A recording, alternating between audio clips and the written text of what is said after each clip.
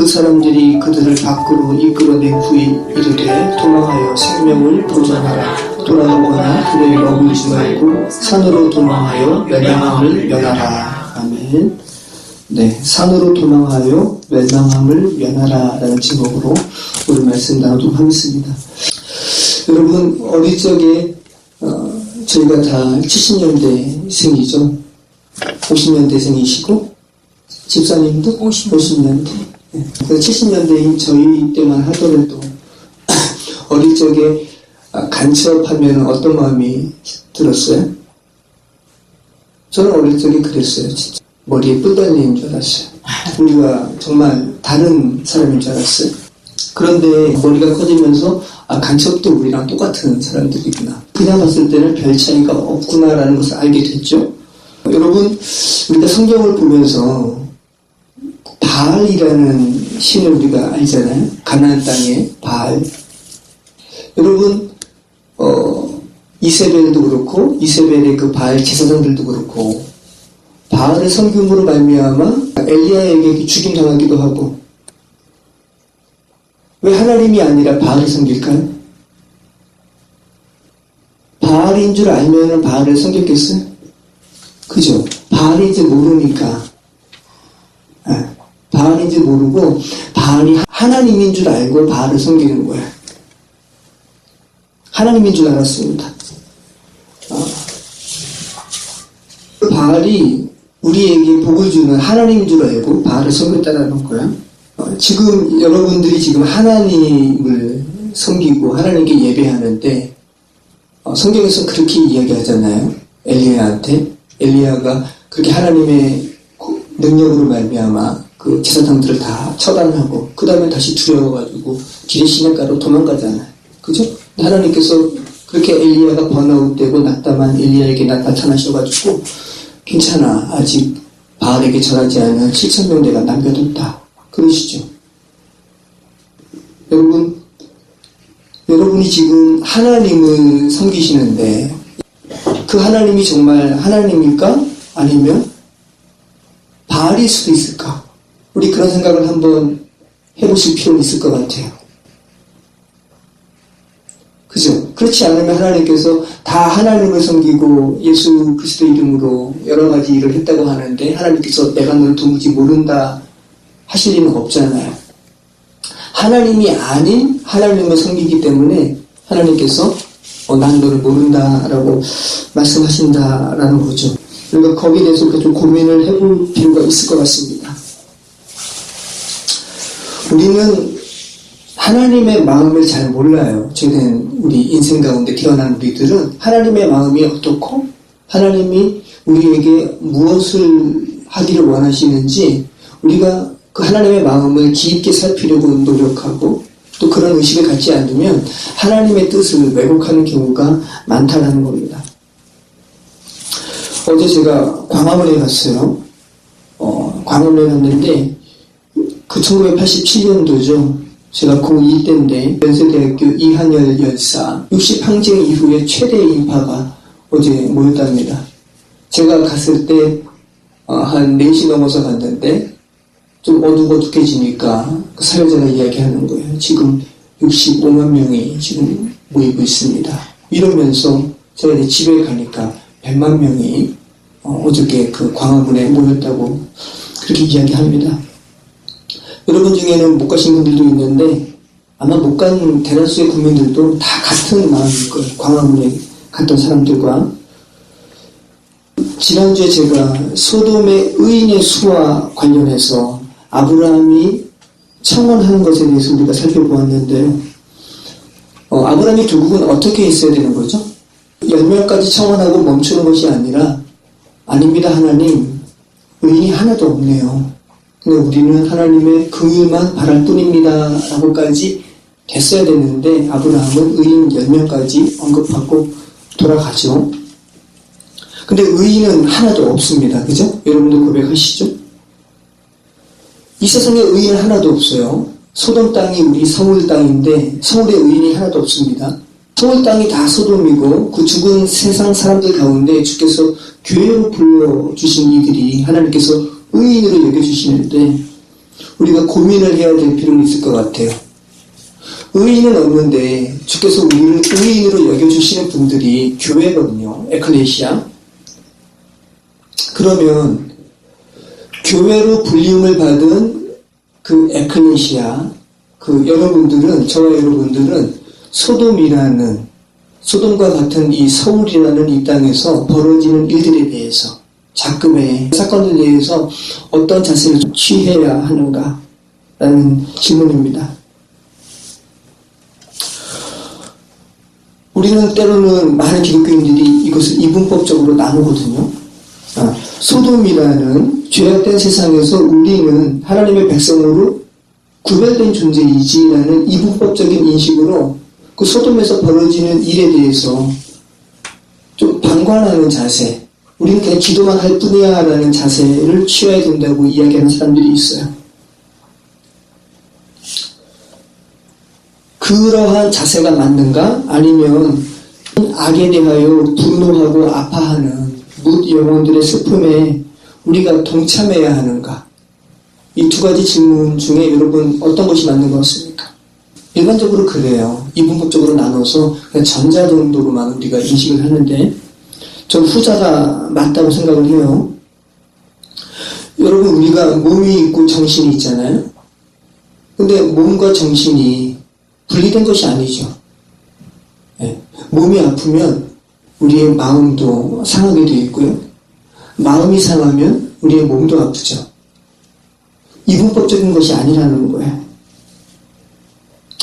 우리의 몸과 정신이 분리된 것이 아니듯 교회로 불리움을 받은 우리의 실존과 그 교회로 불리움을 받은 이들이 살아가는, 우리의 삶이 살아가는 이 세상은 우리의 호흡이, 육신적 호흡이 있는 한 분리될 수 없는 하나라는 것을 우리가 인식할 필요가 있는 겁니다.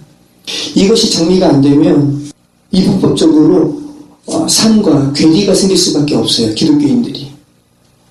여러분, 히틀러 아시죠? 2차 대전 때 히틀러의 이 나치즘에 당시의 독일 교회가 사상적으로 동조하거든요. 히틀러의 유대인 학살에 의해서 독일 교회가 면죄부를 줘요. 그런데 여러분, 똑같습니다. 이번에 그 게이트로 인해서 궁지에 몰린 정부가 돌파구를 마련하느라고 10월 말에 뭘 했습니까? 개헌에 대한 이야기를 했죠. 개헌에 대한 이야기를 하자마자 한국기독교 총연합회라고 하는 한기총, 그리고 또 한국교회연합, 한교연이 찬성 성명을 냈어요.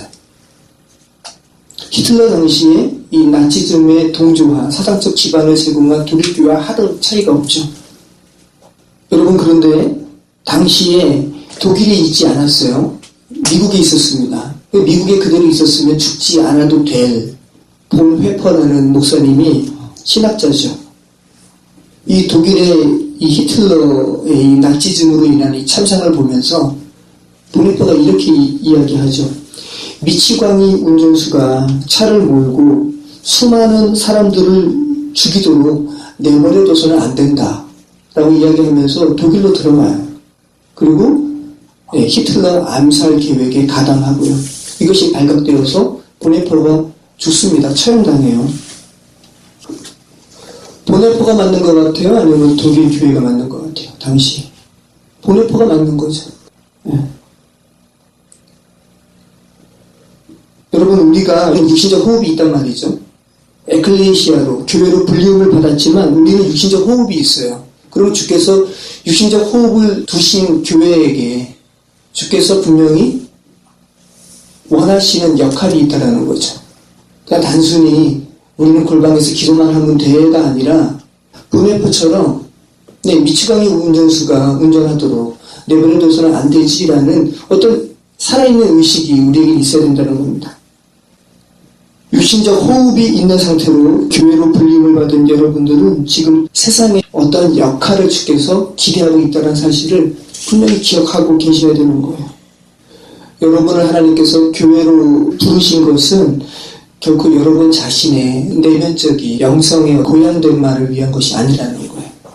제가 이 말씀을 굳이 하는 이유가 많은 기독교인들이 지금도 여전히 이분법적인 사고에서 탈피하지 못하고 있기 때문에 그렇습니다.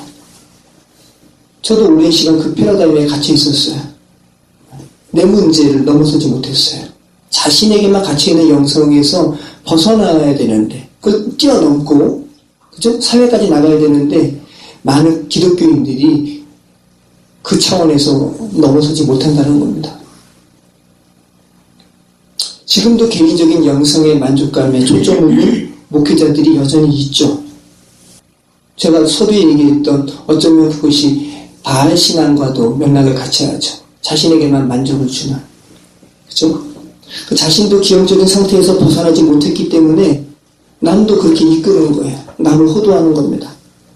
그래서 분명한 것은 하나님께서는 저와 여러분을 교회로 부르실 때는 그러한 차원에 머무르는 차원으로 우리를 부르신 것이 아니라는 거예요. 분명히 사회에 어떤 주께서 원하시는 역할이 있다는 겁니다. 이것이 바로 웨슬리, 그죠? 감리교 신학의 아주 중요한 부분이에요. 오늘 말씀 나누도록 하겠습니다. 저녁 때 그 두 천사가 소돔에 이르니 마침 롯이 소돔 성문에 앉아 있다가 그들을 보고 일어나 영접하고 땅에 엎드려 절하며 이르되 내 주여 돌이켜 종의 집으로 들어와 발을 씻고 주무시고 일찍이 일어나 갈 길을 가소서. 그들이 이르되 아니라 우리가 거리에서 밤을 새우리라. 지금 천사가 성문에서 우리 롯을 만나고 있습니다. 성경에 성문에 앉은 사람이라는 표현이 제법 등장하고 있거든요. 성문에 누가 앉죠? 룻기서 4장 1절 말씀 보면 룻의 남편이 되는 보아스가 성문에 앉아 있다가 기업물을 자를 만나죠. 그러면서 룻을 자기 아내로 맞이하게 되는 거예요. 잠언 31장 23절에는 이런 말씀이 있죠. 그의 남편은 이 현숙한 자의 남편에 대한 이야기입니다. 그 땅의 장로들과 함께 성문에 앉으며 현숙한 아내는 남편을 그 땅의 장로들과 함께 성문에 앉히게 한다는 거예요. 성문에 앉는 자들이라는 것은 당시의 마을에서 어떤 위치에 오른 자라는 표현이죠. 지금 이방 사람 롯이 소돔 땅에 거해서 소돔 성문에 앉아있는 자의 위치에까지 올랐다라는 것을 우리가 알 수 있는 겁니다. 그러한 롯이 나그네인 천사 둘이 소돔의 성 안으로 들어오는 것을 목격하고요. 그리고 그 나그네를 보고 엎드려 절을 해요. 자, 나그네를 보고 엎드려 절하는 행동은 누가 했습니까? 아브라함이 그렇게 절했죠. 앞전에서. 그리고 여호수아 앞에 나타난 군대 장관을 보고 여호수아가 또 엎드려 절을 하죠. 그래서 땅에 엎드려 절을 한다라는 표현은 극진한 감사와 상대방에 대한 예우의 표현이 담긴 행동이에요. 근데 소돔은 어떤 땅이라고요? 악이 가득한 땅이라고요. 롯의 집에 들어온 나그네들을 상관하려고 했잖아요. 근데 그런 소돔 땅에 롯이 나그네들을 향해서 절을 하는 이 행동이 얼마나 독특하게 드러났을까요? 소돔 사람들에게 번뜩 눈에 띄었을 거예요. 2절 말씀, 이르되 내 주여 돌이켜 종의 집으로 들어와 발을 씻고 주무시고 일찍이 일어나 갈 길을 가소서. 그들이 이르되 아니라 우리가 거리에서 밤을 새우리라. 롯이 간청하매 그제서야 돌이켜 그 집으로 들어오는지라. 롯이 그들을 위하여 식탁을 베풀고 무교병을 구우니 그들이 먹으니라. 여기서 이 롯이 간청하매라는 단어가 오늘 본문 9절에는 롯을 더 해야겠다고 하면서 롯을 밀친다라는 단어가 같습니다. 파짜르라는 단어거든요. 그러니까 지금 롯이 두 나그네를 단순히 여기 머무세요라고 그냥 한두 번 말하는 것이 아니라 반드시 자기 집에 당신은 거해야만 합니다라는 강권함을 하고 있음을 우리가 알게 되는 거죠. 그리고 롯이 두 천사에게 음식을 대접하는 그 음식에 대해서 소개하고 있는데 뭡니까? 무교병이죠. 무교병이 뭐예요? 누룩을 넣지 않은 빵이죠. 어릴 적에 저희 어머니가 그 빵에다가 누룩, 이스트, 파우더라고 그러죠? 파우더라고 얘기했는데 파우더 넣으면 이렇게 부풀어 오르는 것이 얼마나 신기했는지 모르는데 이스트 넣어야지 빵이 맛있죠? 그죠? 그런데 왜 이 극진하게 대접을 해도 부족할 텐데 나그네에게 왜 누룩 없는 빵, 이스트가 없는 빵을 대접할까요? 무교병. 성경에 무교병을 먹는 기사가 또 어디 있습니까? 출애굽. 네, 잠시 후면 애굽을 떠나라라고 명령하시는 그 하나님께서 6월절 음식 중에 무교병을 언급하시죠. 그러니까 무교병, 이스트가 들어있지 않는 빵, 발효할 시간을 기다리지도 못하는 긴급한 상황에, 그죠? 애굽에 그대로 있으면 죽는데 빨리 애굽에서 탈출해야 될 때, 그때 유교병이 아니라 무교병을 먹으라고. 그러니까 아주 상징적인 말씀이죠. 지금 너 그대로 머물러 있으면 안 돼. 빨리 떠나야 돼. 라는 시간의 급박함이 느껴지는 상황에 무교병이 언급되고 있다는 거예요. 그러니까 지금 롯이 거하는 소돔은 심판을 앞두고 있음을 상징적으로 무교병이라는 떡으로 표현하고 있는 거죠. 아브라함이 송아지와 곡식을 하나님과 천사에게 대접함으로 영적인 예배를 드리는 것을 알려주는 것과 같은 말씀이라는 겁니다. 4절 말씀, 그들이 눕기 전에 그 성사람 곧 소돔 백성들이 노소를 막론하고 원근에서 다 모여 그 집을 에워싸고 롯을 부르고 그에게 이르되 오늘 밤에 내게 온 사람들이 어디 있느냐 이끌어내라 우리가 그들을 상관하리라. 굉장히 스토리가 간결하죠. 소돔 백성들의 노소를 막론하고 어린아이부터 늙은이까지, 그죠? 원근, 가까운 데서도 오고 멀리서도 오고 롯의 집에 앞에 다 모였다라는 거예요. 뭐 하려고요? 악행을 벌이려고. 소돔을 구성하는 구성원 전체가 롯의 집에 거한 나그네들에게 악행을 범하려고 밤에 찾아왔다라는 거죠. 이 구절을 생각할 때는 끔찍하지 않아요? 오늘 롯의 집에 원근 각처에서 노소가 모여들 때 이야기들을 하면서 왔을 거 아니에요. 여러분 상상할 수 있잖아요. 롯의 집에 나그네들이 왔대. 거기 기거하고 있대. 아까 그들에게 절하는 거 봤어? 그죠? 우리 그자들과 상관하러 가자. 남색이거든요. 동성연애. 그들을 폭행하러 가자. 이런 말들을 젊은이들도 어린이들도 그런 이야기 하면서 가고 나이 든 사람들도 그런 이야기 하면서도 가고 롯의 집에 가까운 사람들도 그 이야기 하면서 롯의 집 앞에 찾아오고 멀리서도 그 이야기 하면서 찾아가는 거예요. 뭐를 말씀하고 있는 겁니까? 한마디로 소돔이 악했다라는 것을 말씀하고 있는 거죠. 소돔이 악했다. 이 세상 사람들이 모두 악하다라는 이 구절과 같은 기록, 어떠한 악에 대하여 모든 사람들이 동참하는 모습에 대하여 요한복음에서도 기록하는 장면이 있죠. 간음하다가 걸린 여인을 돌로 치려고 돌을 들었던 사람들이 어른으로부터 시작하여 어린이까지였다고 이야기하죠. 그러니까 모든 구성원들이 다 죄 가운데 있다라는 거 성경이 고발하고 있는 거죠. 오늘 우리가 읽은 이 롯의 집에 들어온 나그네를 폭행하려고 노소나 그리고 원근 각처에서 오는 이 부분은 읽기만 해도 상상만 해도 소름이 끼치는 장면입니다. 여기서 이 상관하겠다라는 말은 야다라는 말이거든요. 하나님께서는 하나님의 사람들이 하나님을 알기를 원하시는데 그때도 야다란 말을 써요. 야다. 깊이 하는 거죠. 그래서 깨달음, 알미라는 의미가 이 야다라는 단어에 있고, 그래서 뱀이 하와에게 유혹하죠. 선악과를 먹어. 이거 먹으면 눈이 밝아져서 하나님과 같이 될 것을 하나님이 아셔라고 할 때 이 야다가 쓰여요.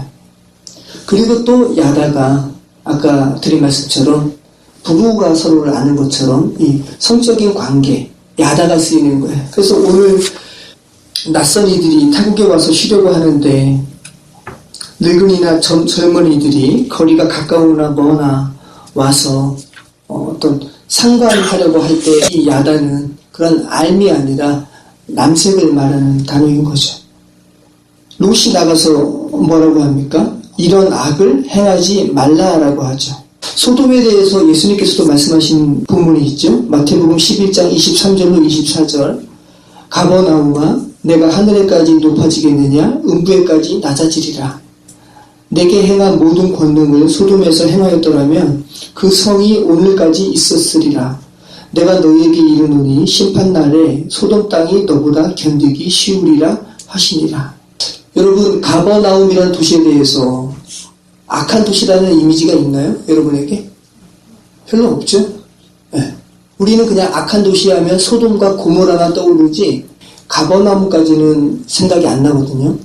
근데 가버나움에서 예수님께서 생명의 떡에 대한 말씀도 하시고, 네. 가버나움에서 예수님께서 하나님의 이 말씀을 가르치셨는데 가버나움이 그 말을 믿지 않는 거예요. 배격하는 거예요. 그런데 예수님께서 그 말씀하시는 거예요. 가버나움이 소돔보다 더 악해 라고 이야기하는 거죠. 그러시잖아요. 지금 마태복음 11장 24절에 말씀 보면 내게 행한 가버나움에게 이야기하는 거예요. 가버나움 사람들에게 가버나움의 도시에 행한 이 권능을 소돔에서 행했더라면 소돔 땅 멸망하지 않고 오늘날까지 있었을 거야. 심판날에 소돔 땅이 너희보다 견디기 쉬울 거야 라고 이야기하죠. 그러니까 지금 성경이 말씀하는 바는 뭡니까? 소돔이나 예루살렘이나 그죠? 오늘날 우리가 살아가는 서울이나 죄악의 경중을 논할 수가 없다라는 거예요. 그래서 여러분이 또 자매님이 살다 오신 몬트리올인가요? 맞나요? 그래서 몬트리올이 소돔보다는 낫지라고 생각하시면 그건 아니라는 거죠. 서울이 소돔보다는 낫지라고 생각하는 것은 오류라는 거예요. 성경이 말씀하는 바가. 서울이 소돔 같지 않으세요? 소돔보다 더하죠. 6절 말씀 보면 롯이 문 밖에 무리들에게 나가서 뒤로 문을 닫고, 장면을 연상해 보세요. 영화 같아요. 영화. 뒤로 문을 닫고, 뒤로 몸을 돌려서가 아니라 소돔 사람들에게 말을 하면서 자연스럽게 말하면서 뒤로 문을 잠궜다라는 거예요. 롯이. 이르되 청하노니 내 형제들아 이런 악을 행하지 말라. 내게 남자를 가까이 하지 아니한 두 딸이 있노라 청하건대 내가 그들을 너희에게로 이끌어내리니 너희 눈에 좋을 대로 그들에게 행하고 이 사람들은 내 집에 들어왔은즉 이 사람들에게는 아무 일도 저지르지 말라. 롯이 이들의 외침을 듣고 나그네들을 끌어내라고 외치는 이 소돔 사람들의 외침을 듣고 롯이 문 밖으로 나가요. 그러면서 뒤로 문고리를 잠그고요. 그러니까 나그네들을 보호하려는 롯의 마음을 우리가 알 수가 있죠. 그러면서 묘한 말을 하는데 내게 딸들이 있었는데 이미 시집간 딸들이 있고 아직 시집까지 아니한 두 딸이 있어. 그 딸 너희들에게 건네줄 테니까 내 집에 들어온 이 나그네들은 아무 악도 행하지 말라라고 부탁을 하는 거죠. 참 말도 안 되는 말을 롯이 하는데 중동 문화권에는 자신의 집에 들어온 나그네를 보호해야 하는 뿌리 깊은 전통이 있어요. 그러니까 롯의 집에 들어온 나그네를 롯은 보호해야 할 의무가 있다는 거예요. 그런데 지금 이 소돔이 역시나 중동 땅에 속한 땅 아닙니까? 근데 소돔 땅에 있는 사람들이 그런 나그네를 내어놓으라고 하는 악에 대해서 성경이 고발하고 있다는 거, 우리가 그 부분에 좀 초점을 뒀으면 좋겠고요. 그래서 이 본문에서 의미를 찾는다면 딸마저 내어놓는 롯의 말도 안 되는 처사보다는 나그네를 욕보이려고 하는 소돔에 있는 악의 크기에 대해서 성경이 말씀하고 있다는 그 정도로 우리가 이해하면 좋을 것 같아요. 결국은 무슨 말입니까? 하나님께서 관여할 수밖에 없을 만큼 악이 소돔에 꽉 찼음을 성경이 말하고 있는 거죠. 그런데 이러한 롯의 말이 받아들여지지가 않아요. 9절 말씀, 그들이 이르되 너는 물러나라. 또 이르되 이자가 들어와서 거류하면서 우리의 법관이 되려 하는도다. 이제 우리가 그들보다 너를 더 헤아리라 하고 롯을 밀치며 가까이 가서 그 문을 부수려고 하는지라. 그 사람들이 손을 내밀어 롯을 집으로 끌어당기고 문을 닫고 문 밖에 무리를 대소를 막론하고 그 문을 어둡게 하니 그들이 문을 찾느라고 헤매었더라.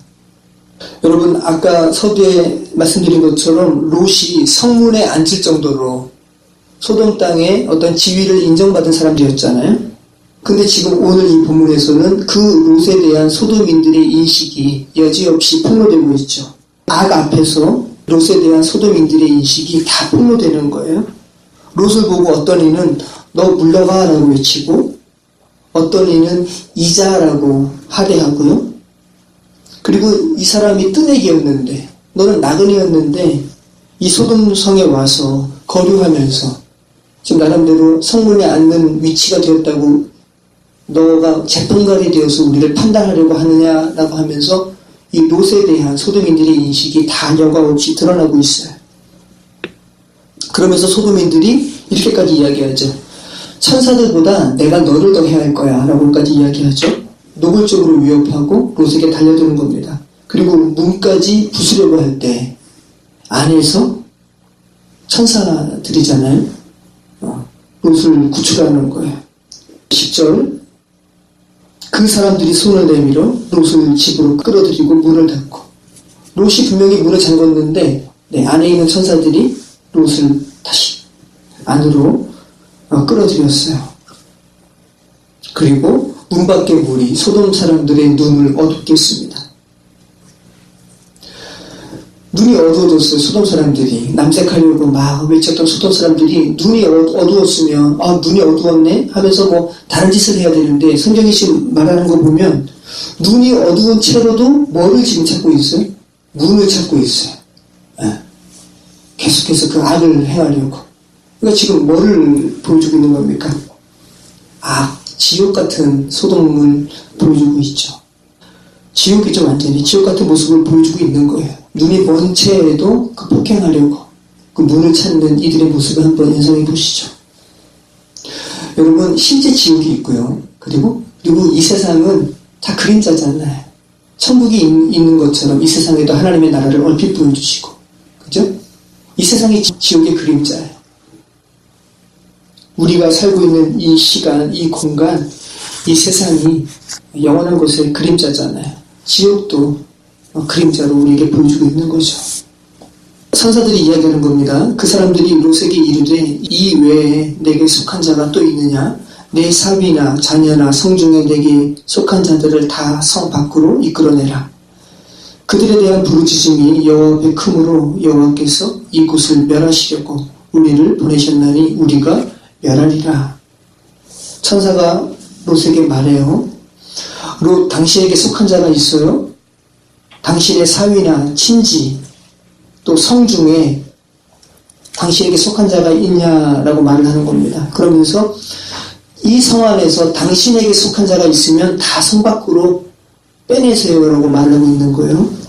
이 속한이라는 의미는 원문에는 없어요. 그냥 의역을 한 건데 원문의 의미는 롯 당신과 관계된 자들이 여기 있습니까? 이 말은 뭐냐 하면 롯 당신의 말을 듣고 이 소돔 땅에서 벗어날 만한 사람들이 있어요? 그럼 그들에게 전해서 이 소돔 땅에서 벗어나게 하세요 라고 말을 하는 거예요. 그러면 그들은 살게 될 겁니다 라는 말입니다. 여러분 어떤 재앙, 어떤 재난이 벌어지는 장소에서 살아나는 사람들은 어떤 사람들이 살아나요? 착한 사람들이 살아나요? 아니면 그 재난의 장소에서 벗어난 사람들이 살아나요? 그죠? 네, 그 장소를 피한 사람들이 살아나죠. 그래서 우리는 간혹 비행기 사고라든지 어떤 대형 사고와 관련된 곳에 갈 뻔했다가 여러 가지 어떤 사정으로 가지 못해서 살게 된 사람들의 이야기를 가끔 듣잖아요. 롯이라는 이름 자체의 뜻이 덮여진, 가리워진, 숨겨진이라는 의미가 있어요. 그러니까 소돔의 재앙으로부터 롯은 덮여진 사람이고 가리워진 사람이고 숨겨진 사람이라는 뜻입니다. 소돔의 멸망으로부터 하나님의 보호를 받은 자라는 의미가 있는 것이고요. 그리고 지금 천사가 뭐라고 하는 겁니까? 롯 당신의 말을 듣고 소돔성을 빠져나갈 사람들에게 전하고 이끌어내라라고 말을 하고 있는 거죠. 그 롯의 권능을 받고 소돔성으로 나간 사람은 악인이라도 살죠. 그죠? 그 장소에서 벗어났으니까. 의로워서가 아니라 롯에게 베푸신 하나님의 은혜를 전함받고 자신의 공로가 하나도 없죠. 그 권함을 받은 자, 그 고난에 이끌려 성 밖으로 이끌려진 자가 살게 되는 것이고, 성경은 그를 뭐라 그러냐면 의인이라고 그러는 거예요. 착해서 의인이 아니라 하나님의 말씀에 의지해서 성 밖으로 나간 자. 근데 소돔에는 없었어요. 14절, 이 말을 듣고 롯이 나갑니다. 그리고 그 딸들과 결혼할 사위들에게 말하는 거예요. 이거 참 인지상정이잖아요. 사위니까 가장 먼저 이야기하는 거죠. 그들이 있으면 죽는다고 소돔성 밖으로 나가자고 이야기하는 거죠. 말하여 이르기를 여호와께서 이 성을 멸하실 터이니 너희는 일어나 이곳에서 떠나라 하되 그의 사위들은 농담으로 여겼더라. 자신의 의로움과 관계없이 소돔 밖으로, 세상 밖으로 나가라는 권함을 받는 자, 그 말을 듣고 이끌림을 받는 자, 그는 구원받게 된다는 거죠. 구원이 무엇인지 잘 드러나는 장면이고요.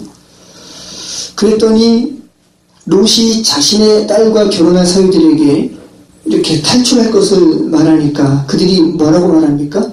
농담으로 여겼더라. 이게 바로 짜크예요. 아브라함이 웃어버리고, 그죠? 사라가 웃는 그 짜크. 여기서는 농담으로 번역이 됐고요. 나중에 인간의 행위로 말미암은 이스마엘이 하나님의 약속으로 말미암은 이삭을 어떻게 하죠? 희롱하죠. 희롱했다라고 번역된 단어도 짜크예요. 구원을 이야기하는 말을 농담으로 여기는 거예요. 성경이 우리 인생들에게 말해요. 여러분 그대로 있으면 죽어요. 나오세요. 소돔에서 나오세요. 여러분의 선함과 악함 상관없이 하나님께서 나오시랍니다. 나오세요. 그러면 살게 된답니다. 라는 말을 세상 사람들은 어떻게 합니까? 쫙 하는 거예요. 농담으로 여기는 거예요. 웃는 겁니다. 그리고 인식하지 못하는 새에 이미 늦었다고 한탄하는 그 시간이 오는 거죠. 동틀 때 천사가 롯을 재촉하여 이르되 일어나 여기 있는 내 아내와 두 딸을 이끌어내라. 이 성의 죄악 중에 함께 멸망할까 하노라. 그러나 롯이 지체하매 그 사람들이 롯의 손과 그 아내의 손과 두 딸의 손을 잡아 인도하여 성 밖에 두니 여호와께서 그에게 자비를 더하심이었더라. 이제 밤이 지났습니다. 그리고 동틀 때 천사가 재촉해요. 빨리 소돔에서 벗어나야 된다는 겁니다. 그런데 오늘 본문에서 우리는 두 가지의 서로 다른 행동을 보죠. 소돔 성의 멸망으로부터 빨리 빠져나가라고 재촉하는 천사들과 소돔에서 빠져나오기를 지체하는 롯의 행동을 우리가 보게 되죠. 소돔의 악이 너무나 괴로워서 그 내면의 상압이 하나님께 상달되는 롯이었지만, 그죠? 그런데 그런 롯에게도 소돔은 떠나기가 쉬운 곳이 아니었어요. 우리는 이 롯이 소돔에서 떠나기를 지체하는 이유를 몇 가지 추측해 볼 수가 있죠. 세상이 좋아서 세상으로 가는 롯이었기에, 그리고 그 세상에서 성문에 앉을 정도로 일정한 위치에 오른 롯이었기에 소돔에는 아직 자기가 함께 가져가야 할 여러 가지 것들이 많이 있었습니다. 그리고 앞으로 곧 딸의 혼례를 앞두고 있는 가장으로서 큰 행사를 앞두고 있었잖아요. 그래서 롯은 소돔의 멸망을 아쉬워했을 거예요. 이것은 왜 이렇게 롯이 미련해라고 폄하할 수 있는 성질이 아니죠. 모든 인간의 본성을 지금 말하고 있는 거죠. 비행기 사고 때 자기 짐을 챙기는 사람들이 눈총받는 것과 같은 맥락이죠. 롯이 지체합니다. 롯이 지체하니까 천사들이 어떻게 합니까? 천사들의 행동이 나오죠. 천사가 둘이었습니다. 롯이 지체함에 그 사람들이 롯의 손과 그 아내의 손과, 그러니까 천사 중 한 사람은 롯의 손을 잡고요. 또 한 손으로는 롯의 아내의 손을 잡고 소돔성 밖으로 나가는 거고, 나머지 한 천사는 롯의 두 딸의 손을 각각 잡고 밖으로 나가는 거죠. 롯이 지체함에 그 사람들이 롯의 손과 그 아내의 손과 두 딸의 손을 잡아 인도하여 성 밖에 두니 여호와께서 그에게 자비를 더하심이었더라.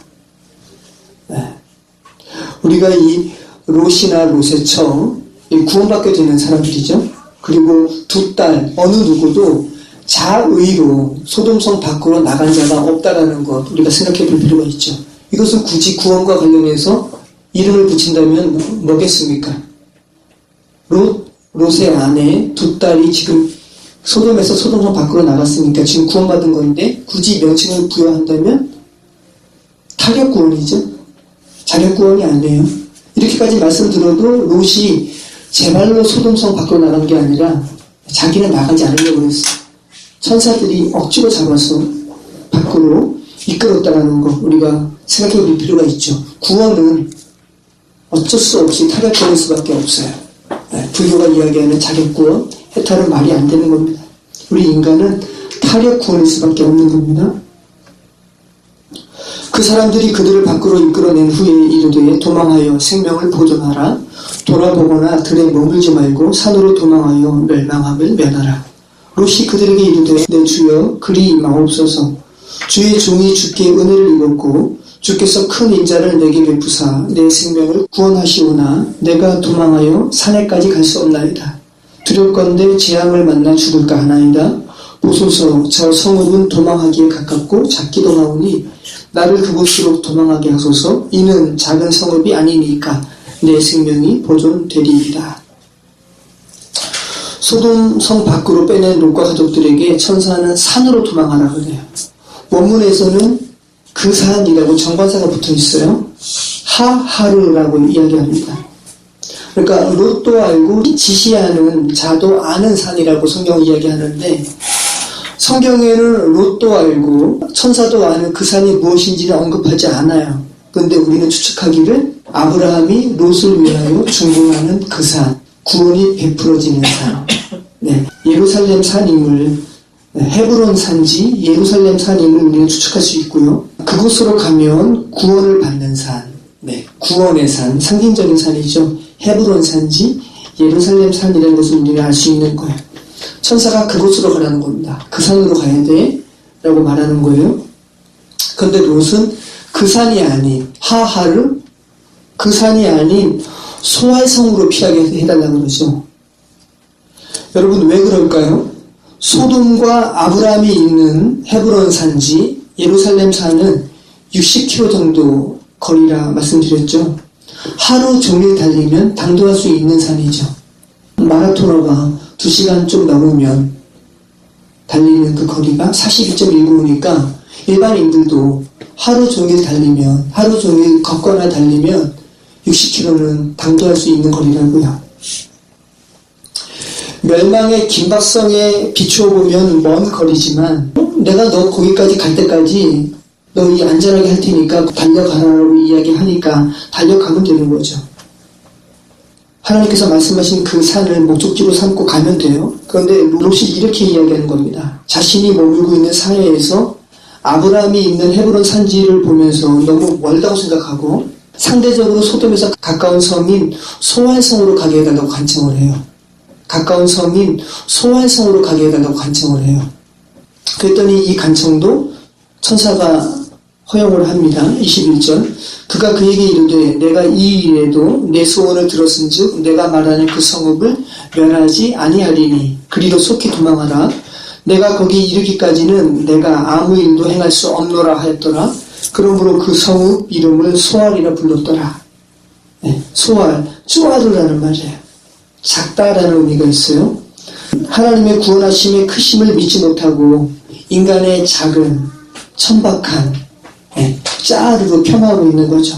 소돔이 멸망할 거라는 소식을 사위들이 짝한 것처럼 롯도 하나님의 크신 은혜를 담아내지 못하고 있음을 작은 천박한 나자지임이라는 쪼아르 소알로 성경이 고발하고 있는 거죠. 오늘 본문에는 도망하다라는 단어가 6번 쓰이고 있거든요. 천사가 말하죠.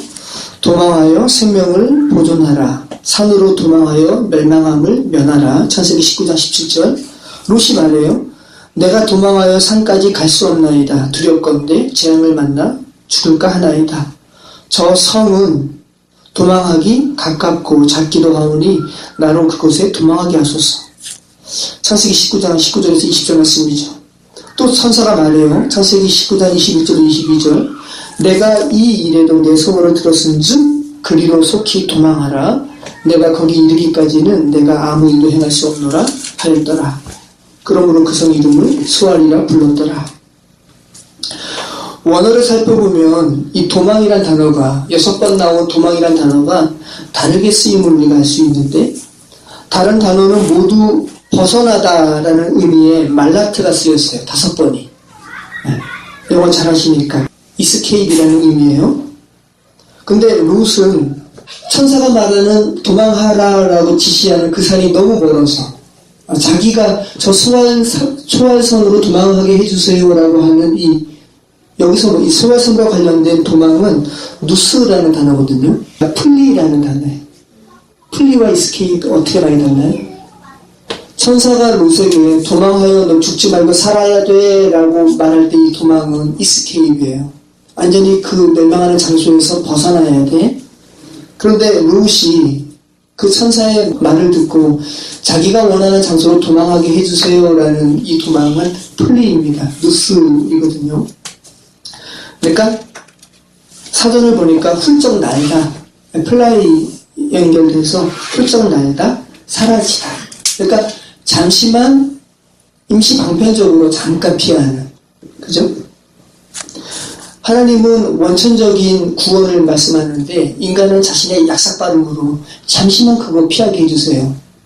그리고 다시 또 하나님께서 멸망하시는 그 상황에 처할 수밖에 없는 그 상태로의 아주 약삭빠른 도망을 이야기하고 있다는 거예요. 결국은 여러분 우리가 오늘 말씀 봤지만 롯이 그 소알성에서도 밖으로 나오잖아요. 거기서 영원히 거주하지 못한다고요.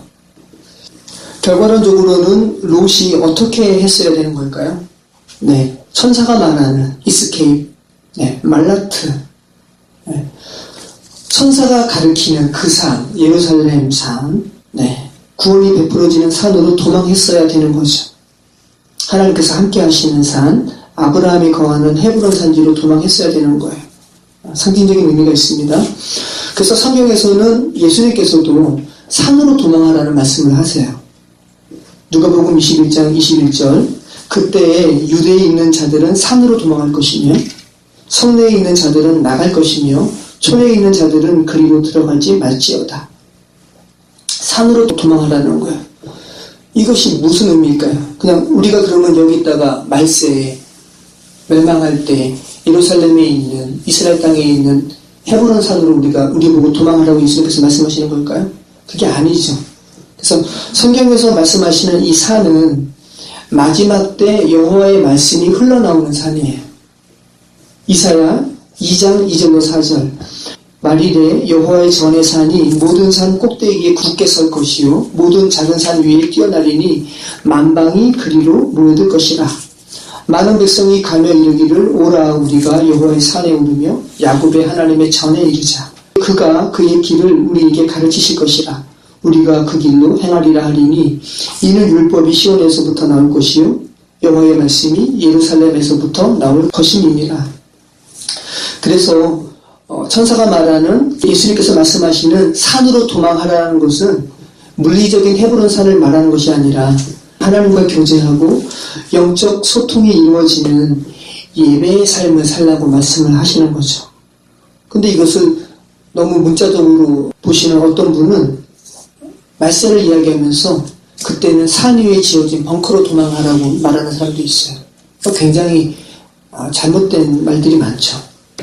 하나님과 교제하고 영적 소통이 이루어지는 하나님의 말씀이 흘러내리는 예배의 삶을 말씀하고 있는 거죠. 23절, 롯이 소알에 들어갈 때에 해가 돋았더라. 여호와께서 하늘 곧 여호와께로부터 유황과 불을 소돔과 고모라에 비같이 내리사 그 성들과 온 들과 성에 거주하는 모든 백성과 땅에 난 것을 다 엎어 멸하셨더라. 롯의 아내는 뒤를 돌아보았으므로 소금 기둥이 되었더라. 자, 롯이 소알에 들어갈 때 해가 돋았다라는 것은 해가 중천에 떴을 때, 그죠? 새벽부터 동틀 때 나가라고 재촉한 거니까 이제 해가 중천에 떴으니까 어느 정도 시간이 지났음을 의미하죠. 롯과 그 가족들이 얼마나 정신없이 달려왔을지 여러분 한번 생각해 보시기 바래요.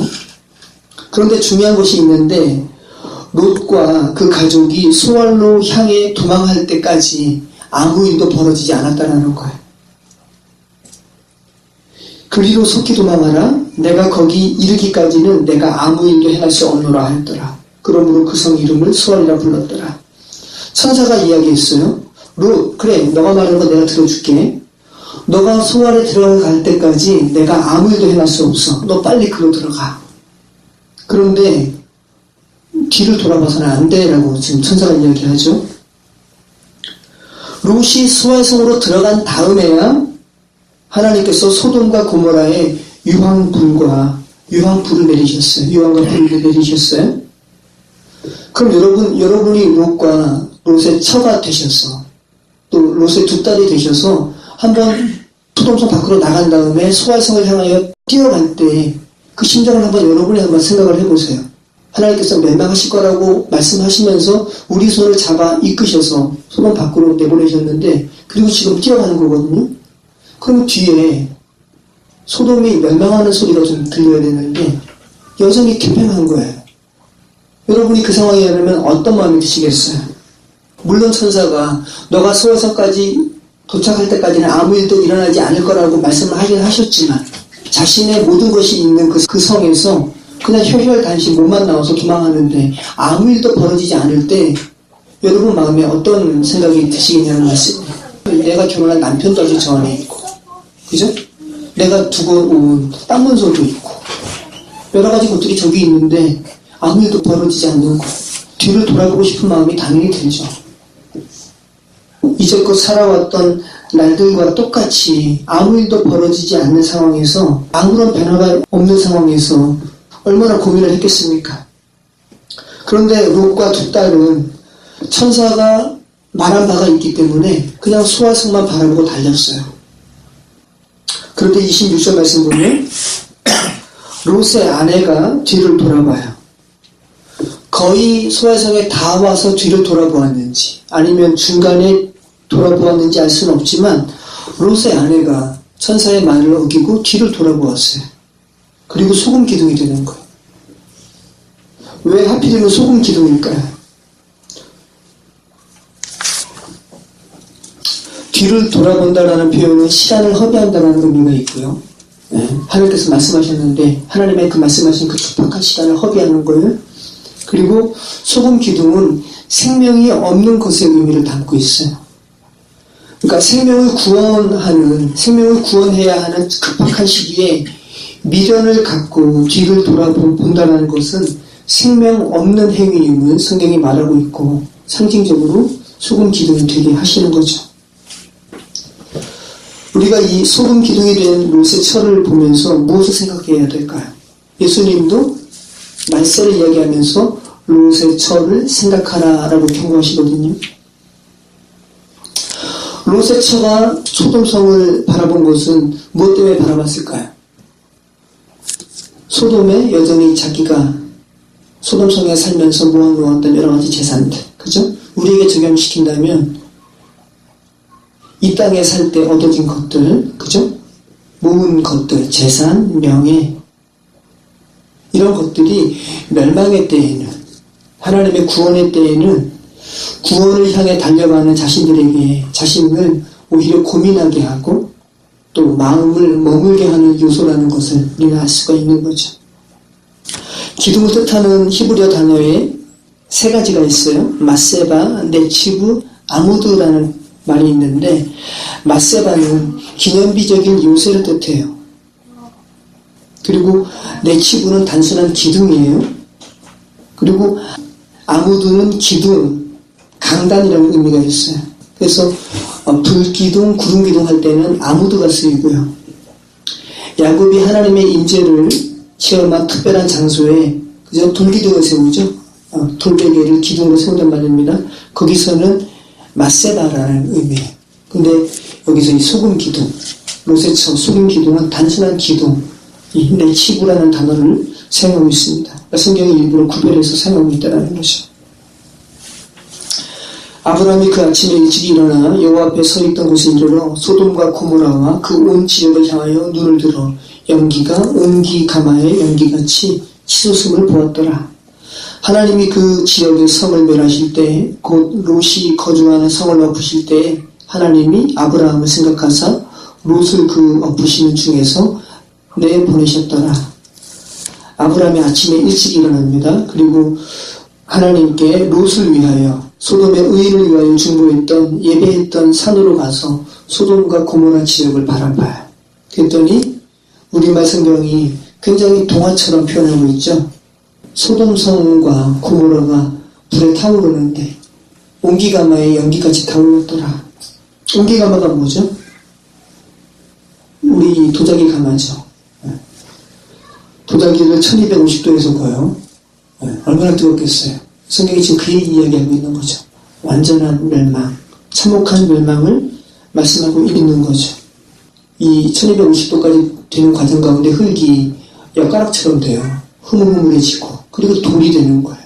그러니까 엄청난 온도란 말이죠. 근데 이 소돔 땅이 롯이 바라볼 때는 어떤 땅이었습니까? 창세기 13장 10절에 이렇게 말하죠. 롯이 눈을 들어 요단 지역을 바라본즉 수알까지 온 땅에 물이 넉넉하니 여호와께서 소돔과 고모라를 멸하시기 전이었으므로 여호와의 동산 같고 애굽 땅과 같았더라. 이렇게 비옥한 땅이었는데 옹기가마의 연기가 폴폴 나는 것처럼 완전히 참혹한 땅이 되었죠. 실상은 이 땅이 맞는 것이고 우리 인간은 이 땅의 실상을 못 보는 것이고 주께서는 아브라함에게 보게 하시는 것이고요. 우리도 마찬가지라는 거죠. 30절부터 참혹한 말씀이 있는데 결국은 소알에서 나오게 되죠. 롯과 두 딸이. 그리고 어떤 굴에 들어가요. 그러면서 큰 딸이 작은 딸에게 자신의 남편들 다 소돔과 고모라에서 죽었으니까 우리 아버지는 늙었고 세상의 도리에 따라서 우리가 자녀를 낳아야 되는데 아버지에게 술을 먹이고 큰딸이 먼저 들어가서 동침하고 그 다음 날에는 작은 딸이 동침하고요. 그렇게 해서 낳은 자식이 모압과 암몬이죠. 네. 그래서 30절부터 38절까지의 구절은 차마 읽기도 부끄러운 인류의 죄악성이 담겨있죠. 이른바 부녀지간의 근친상간이에요. 왜 성경이 이 같은 부끄러운 인간의 죄악성을 기록하고 있을까요? 자기가 선택한 소알인데 롯은 두려워하고요. 인간의 선택은 언제나 참 만족을 주지 못하죠. 그래서 소알에서 나오는 거예요. 그리고 소알도 결국은 하나님께서 소알도 멸하시는 땅이었거든요. 롯과 두 딸이 다 믿음 없음, 죄 가운데 갇혀있는 상태임을 드러내고 있어요. 그리고 굴 속에서 두 딸과 함께 지내는 거죠. 그리고 롯은 그곳에서 술에 취해서 의식을 잃고 딸들은 친구와의 근친상간을 통해서 멸종 위기에 처한 가족의 후손을 얻게 됩니다. 이들이 낳은 아들들이 모압과 암몬이에요. 그리고 이들은 모압과 암몬은 계속해서 이스라엘을 대적하는 민족이 되죠. 이스마엘처럼 하나님 앞에 인간의 지혜로 추구한 결말, 그죠? 아브라함이 하갈을 통해서 취한 이스마엘처럼 롯의 두 딸이 자신의 인간의 지혜로 얻은 이 결말은 이처럼 불안정하고 죄성 가득한 결과를 초래하게 되는 것을 성경이 또 말씀하고 있습니다. 그래서 성경이 계속 같은 말씀하고 있는 거죠. 죄에 빠진 인간 그리고 구원하신 하나님의 은혜에 대해서 기록하고 있는 거죠. 37절 큰딸은 아들을 낳아 이름을 모압이라 하였으니 오늘날 모압의 조상이요 작은 딸도 아들을 낳아 이름을 베남미라 하였으니 오늘날 암몬 자손의 조상이었더라. 죄 속에 갇혀진 인간의 실체를 적나라하게 고발하고 있습니다. 이것이 인간입니다. 우리 인간은 죄 속에 빠져 있어요. 성경이 이처럼 인간이 죄 속에 갇혀있는 상태를 뭐라고 표현하냐 하면 신약에서 가두어 두셨다라고 표현하고 있어요. 로마서 11장 32절 하나님이 모든 사람을 순종하지 아니하는 가운데 가두어 두심은 모든 사람에게 긍휼을 베풀려 하심이로다.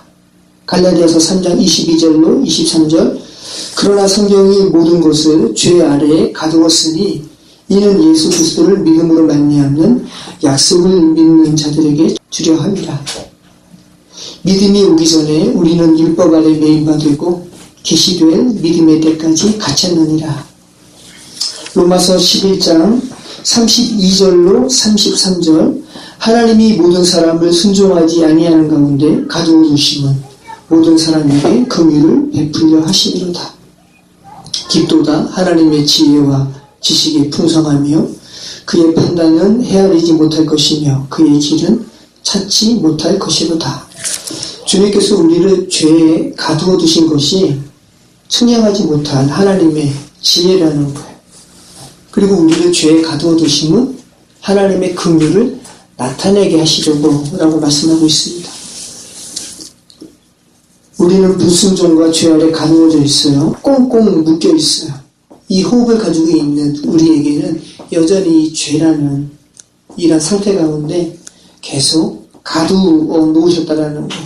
그래서 우리 안에서 나오는 것은 죄밖에 없음을 성경이 계속 말씀하고 있고요. 그렇게 해서 하나님의 긍휼을 간구하는 존재일 수밖에 없음을 말씀하고 있는 겁니다. 그거 알라고. 그래서 성경은 놀랍게도 롯과 딸 둘과의 부끄러운 자손 모압과 암몬 가운데 모압 자손인 룻이 예수 그리스도의 육적인 조상임을 기록하고 있는 거죠.